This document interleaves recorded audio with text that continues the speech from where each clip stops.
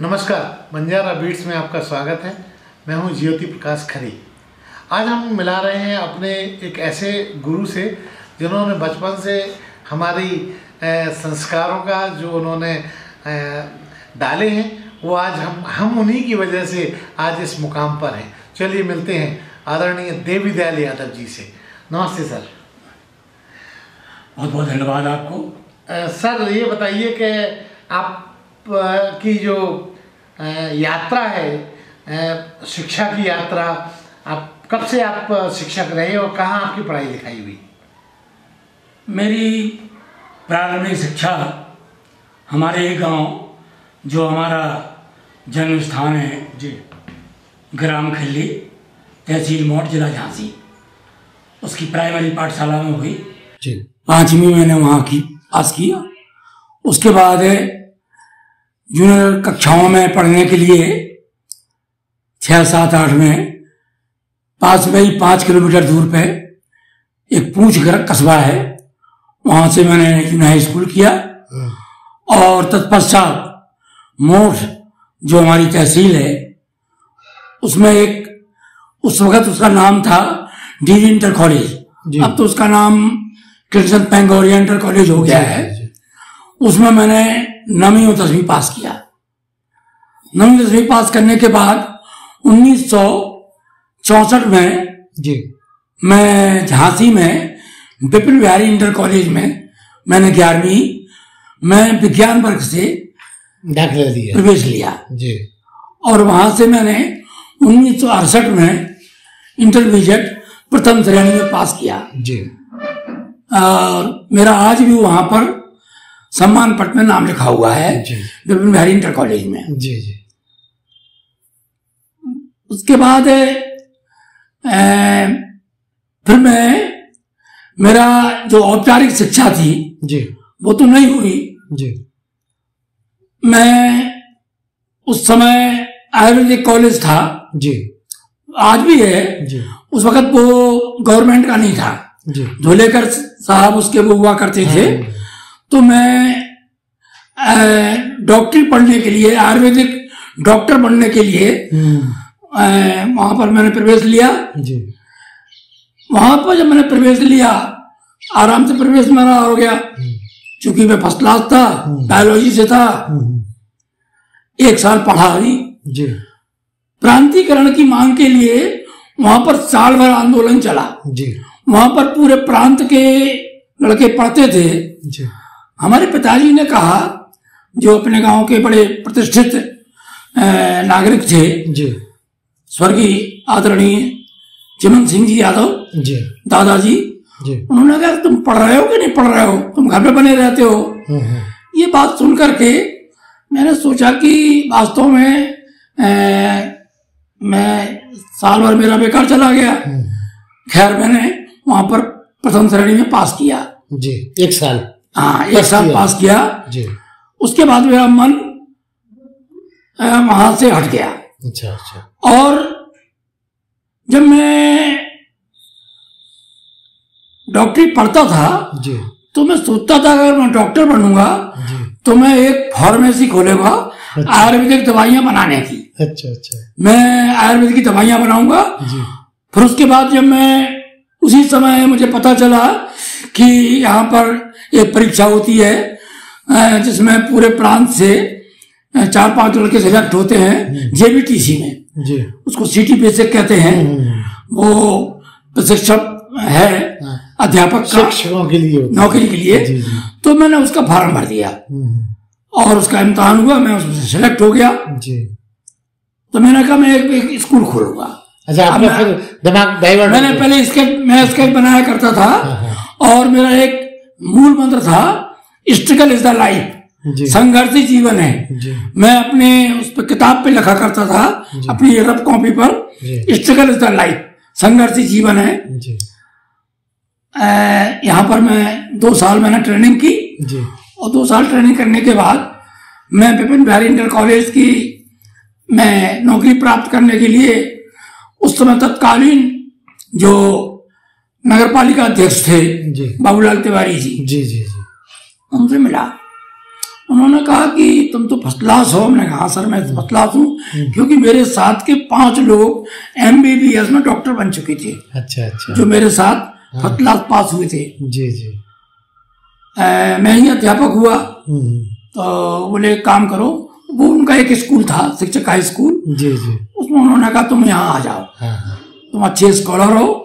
तो मैंने प्रस्ताव उनका स्वीकार किया जी। उन्होंने मुझे आदेश दिया और मैं 13 जुलाई 1971 को शिक्षक हाई स्कूल, जो उस वक्त किराए रोड चला करता था जी जी जी। परवारान मोहल्ला में जी जी। बड़ा बाजार नजराम चाट वाली दुकान के आगे हाँ यस यस बस वहां पर मुझे आज गर्व है कि जो आज हमारा इंटरव्यू ले रहे हैं हमारे शिष्य ज्योति प्रकाश खरे जी, वो हमारे वहां पर शिष्य थे जी। और मैं उसी समय मेरे रामस्वरूप वर्मा जी प्रिंसिपल हुआ करते थे। वो कम बोलते थे लेकिन बड़े क्रिएटिव माइंड के आदमी थे। उन्होंने मुझे प्रेरित किया। मेरे मन में तो था ही कि मैं अपनी मातृभूमि में एक स्कूल खोलूं जी जी। तो उसी समय में 1965 में गायत्री परिवार के जो संस्थापक थे पंडित श्री राम शर्मा आचार्य जी, वो यहाँ आए। मैंने उनकी दीक्षा ली। मैं आध्यात्मिक विचारधारा का था। उसके पहले मैं RSS में भी ITC कर चुका था और मुझे सौभाग्य प्राप्त हुआ था पंडित दीनदयाल उपाध्याय जी से मिलने का। उस वक्त मेरे संग शिक्षक आदरणीय RD खरे साहब थे जो बाद में अपर आयुक्त से रिटायर्ड हुए। तो उन्होंने एक दिन सूचना दी कि दीनदयाल उपाध्याय जी आ रहे हैं। तो दुर्ग साहिब में मैं उस वक्त था जी जी। वो आए, मैंने उनसे बातचीत की। उन्होंने पूछा मुझसे कि सब लोगों से पूछा कि कौन सा टाइम कौन सा काम तुम लोग करते हो, क्या कौन दिनचर्या क्या है तुम्हारी। तो मैंने कहा साहब मैं तो टाइम से खाना खाता हूँ। तो बोले खाना आप क्या बजे खा लेते हैं। मैंने कहा 10 बजे स्कूल जाता हूँ, 9:30 बजे खा लेता हूँ। तो उनका कहने का अर्थ था कि कोई भी काम करो वो समय से करो, समय से करो, दिनचर्या तुम्हारी नियमित होना चाहिए। और उसके बाद मैं शिक्षक स्कूल में कितने साल रहे सर? शिक्षक में मैं 2 टर्म में रहा। अच्छा। मैं 71 से लेकर के 73-74 तक रहा जी। उसके बाद मेरे दिमाग में आया कि बैक टू विलेज, गांव की ओर चलो। अच्छा अच्छा। तो मैंने एक दिन रिजाइन कर दिया। अच्छा अच्छा। जब मैंने इस्तीफा दिया तो हमारे सब लोग साथी भौचक के रह गए। उन्होंने क्या आपके दिमाग में क्या बात है, आप कुछ डिस्टर्ब हो गए हैं, आपको कोई किसी ने कह दिया है। मैंने कहा ऐसी कोई बात नहीं, मेरे अंदर ये है कि गांव की सेवा करूं जी। तो मैं गांव की लौट गया अपने नौकरी छोड़ करके और वहां जाकर के मैंने एक स्कूल खोला। अच्छा। स्कूल तो मैंने जुलाई 1972 में खोल दिया था जी। और उसका नाम मैंने उस समय युग निर्माण पूर्व माध्यमिक विद्यालय रखा जी। चूंकि युग निर्माण शब्द नया था जी। युग समय को कहते हैं जी। लोगों में कल्पना है कि 1000 वर्ष का युग होता है। युग का अर्थ टाइम होता है, समय होता है जी। और वो समय 1 साल का भी हो सकता है, 12 साल का भी हो सकता है, 1 दिन का भी हो सकता है। यानी युग का परिवर्तन, जो समय चल रहा है, अगर हमारे विचारों में परिवर्तन हो जाए तो हमारा समय तुरंत बदल सकता है। तो मैंने उसका नाम युग निर्माण पूर्व माध्यमिक विद्यालय, अपने खुद के स्कूल को मैनेज किया फिर जी। मैंने उसको रखा और 1.5 साल तक मैं वहां रहा। अच्छा। उसके बाद फिर मैं किसी कारणवश झांसी आ गया। अच्छा अच्छा। झांसी आने के बाद फिर मैं उसी स्कूल में फिर मैंने ज्वाइन किया, शिक्षक स्कूल में। अच्छा अच्छा। मेरे पिताजी और माताजी वृद्ध हो चले थे।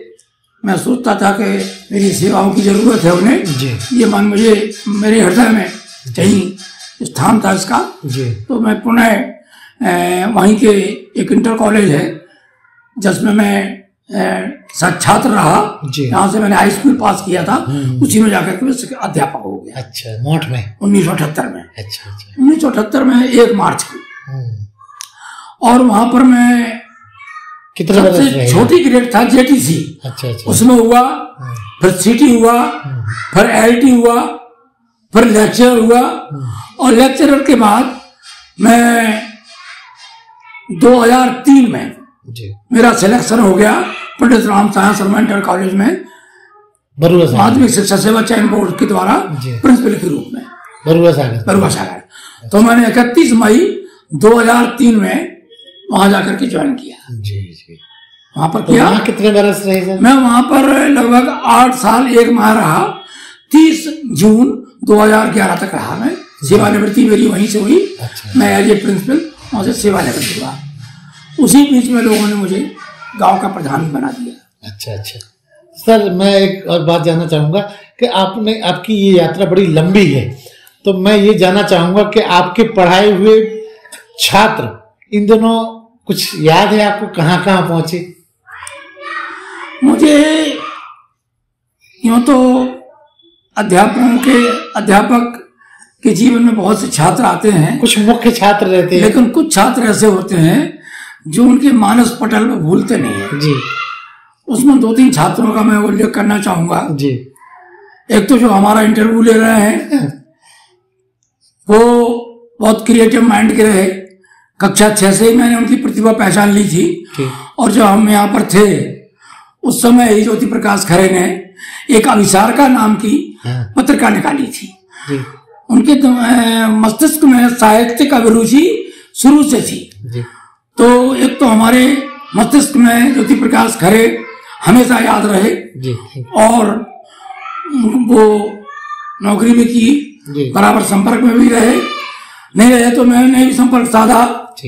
और इस प्रकार दूसरे हमारे एक और टीचर हैं, एक और हमारे साथी हैं जो विभिन्न क्षेत्रों में इस समय बढ़िया नाम कर रहे हैं, हमारे छात्र हैं, वो बरुआ सागर की। अच्छा अच्छा। वो भी क्या नाम है उनका? उनका नाम है, इस समय वो लड़का है यहाँ पर गुड़गांव में है। अच्छा अच्छा। हाँ, उसका सवेरे फोन आया था मेरे पास। उसका नाम है वो उसका सूर्य पे नाम है। और मुझे एक घटना और याद आती है जी जी। कि जब मैं यहाँ प्रिंसिपल था जी, तो मैंने एक वाक्य लिखा रखा था जी, जो कि मैंने यहाँ कचहरियों पे लिखा था जी, कि बाध्यकारी का हित ही सर्वोच्च है जी। तो मैंने लिखा रखा था छात्र हित ही सर्वोच्च है जी, स्टूडेंट इंटरेस्ट इज सुप्रीम जी। स्टूडेंट केंद्र है, उसके चारों तरफ शिक्षक, कमेटी, स्कूल, अधिकारी, अभिभावक, सारा वो केंद्र है, उसके चारों तरफ लोग घूमते हैं। जी जी। इस प्रकार जो है मैंने उसको वाक्य लिखाया। और बरुआ सागर में वो जो एरा था हमारा, जी, जो अध्याय था जी, वो बहुत शानदार रहा। वहां पर लोग बताते हैं कि आपने अच्छा काम किया। गायत्री परिवार के माध्यम से भी मैंने बहुत जगह घूमा। गायत्री परिवार में मैं शुरू से अभी तक हूँ, एक्टिव पार्ट में रहे जी। इस समय मैं गायत्री शक्तिपीठ आती ताल का मुख्य ट्रस्टी हूँ जी। मैंने राजनीति में भी कुछ हाथ आजमाने का प्रयास किया। जी जी जी।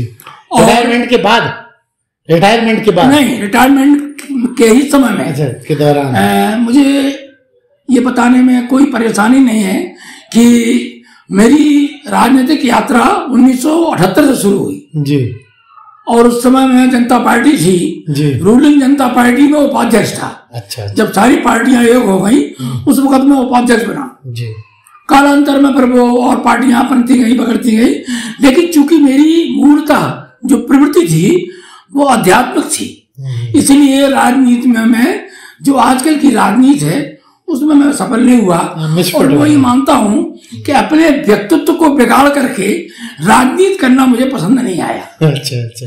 हमारा व्यक्तित्व सुरक्षित रहे, हमारे व्यक्ति सुरक्षित रहे, हमारे विचार सुरक्षित रहे, समाज सुरक्षित रहे, तब राजनीति हो तब तो ठीक है। राजनीति सेवा का माध्यम है, लेकिन मैंने देखा कि राजनीति सेवा की बजाय मेवा का माध्यम हो चला था। अच्छा, मेवा का। हाँ, इसलिए मैंने जो है राजनीति को 95-96 के बाद परित्याग कर दिया पूर्णतः। और मैं सामाजिक कार्यों में ही मैंने यहाँ पर एक संगठन के माध्यम से सोचा कि दहेज प्रथा जी और मृतक भोज जी इसके खिलाफ पर्यावरण के पक्ष में जी पर्यावरण के लिए मैंने एक बगीचा लगवाया जी। और जो जो सामाजिक कुरीतियां हैं, बुनियादी जरूरतें थी लोगों की, जो समाज हम कितना भी दूध इकट्ठा किया करें, लेकिन अगर पैदी में छेद है तो हमारा दूध उसमें बर्तन में नहीं रह सकता। जब तक समाज में या व्यक्ति के पास अवगुण है, जब तक कोई कुरीति है, तब तक जो है आप उसको सुरक्षित नहीं रख सकते। तो इसमें जैसे अंधविश्वास है, पाखंड है जी, आपका दहेज प्रथा है जी, मृतक भोज है, तेरह ही बोलते हैं जी, जी। इस प्रकार के और भी टोना टोटका जंतर मंतर है, इस प्रकार की चीजें हैं। इनके विरुद्ध में संघर्ष करता रहता हूँ और इसमें मेरी रुचि भी है। पर्यावरण परमात्मा ने जो चीजें दी हैं, गॉड गिफ्ट, उनका कोई चार्ज नहीं है। धूप आपको फ्री मिलती है, फ्री ऑफ कॉस्ट है, फ्री ऑफ कॉस्ट। जितनी भी हम ऑक्सीजन लेते हैं उसका कोई बिल नहीं आता है। सूर्य उदय होता है, रोशनी का आज तक कोई बिल नहीं आया है। पानी बरसता है, उसका कोई जल कर नहीं आया है। लेकिन हमने उनको प्रदूषित कर दिया। आज पानी प्रदूषित है, आज हवा प्रदूषित है, और कभी कभी कोहरा छा जाता है तो हमें धूप के दर्शन भी नहीं होते हैं। और सबसे बड़ी बात तो यह है, आज विचार प्रदूषण है। विचार प्रदूषण सबसे खतरनाक है, और शोषण में भावनात्मक शोषण सबसे खतरनाक है जी। शारीरिक शोषण, मानसिक शोषण, आर्थिक शोषण, सामाजिक शोषण, शोषण के कई प्रकार हैं। लेकिन भावनात्मक शोषण, अरे भाई हम तो गरीब हैं, हम तो दयालु हैं, हम तो ये है, ये कह करके ये भावनात्मक शोषण हमारे जो मूर्धन्य लोग हैं, जिन पर समाज की जिम्मेदारी है जी। मैं किसी का नाम नहीं लेता हूं, ना किसी वर्ग का नाम लेता हूं, लेकिन भावनात्मक शोषण के आधार पर ही वो जनता उनके साथ आती है, किंतु वो उनको सही रास्ता नहीं दिखाते हैं, उनको सही रास्ता छल करते हैं, उनके साथ छल करते हैं।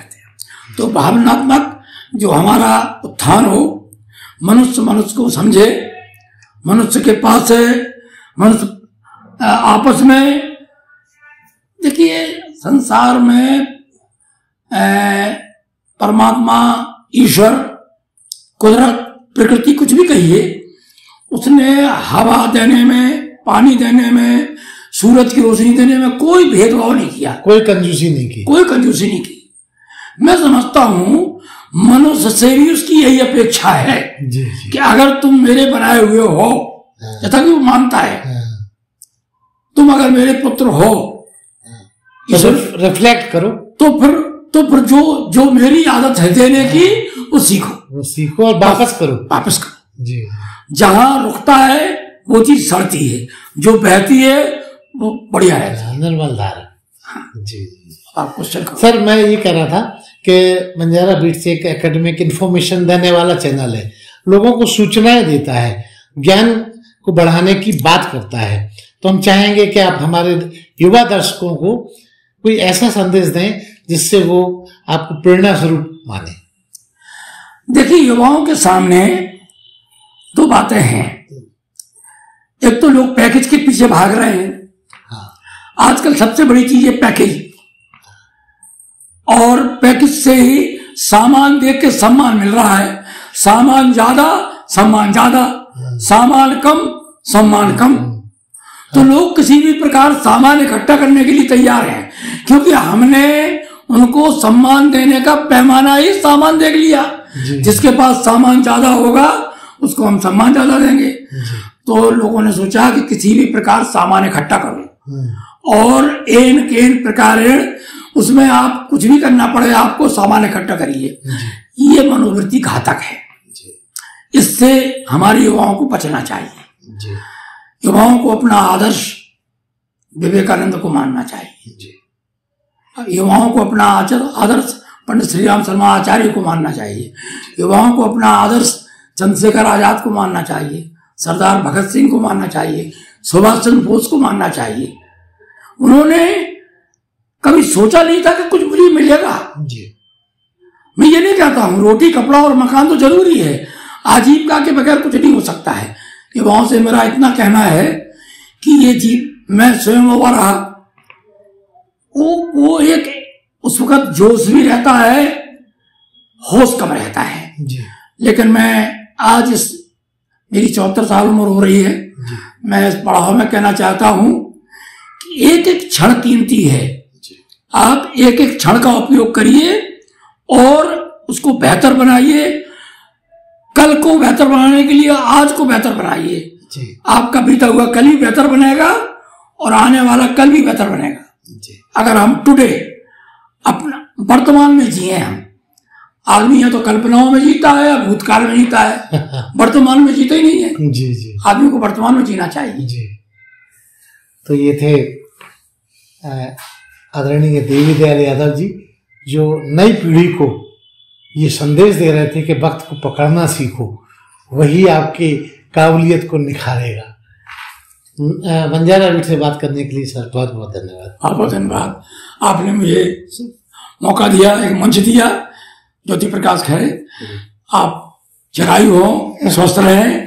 इस चैनल को लाइक और सब्सक्राइब करना ना भूलें। देखते रहिए बंजारा बीट्स।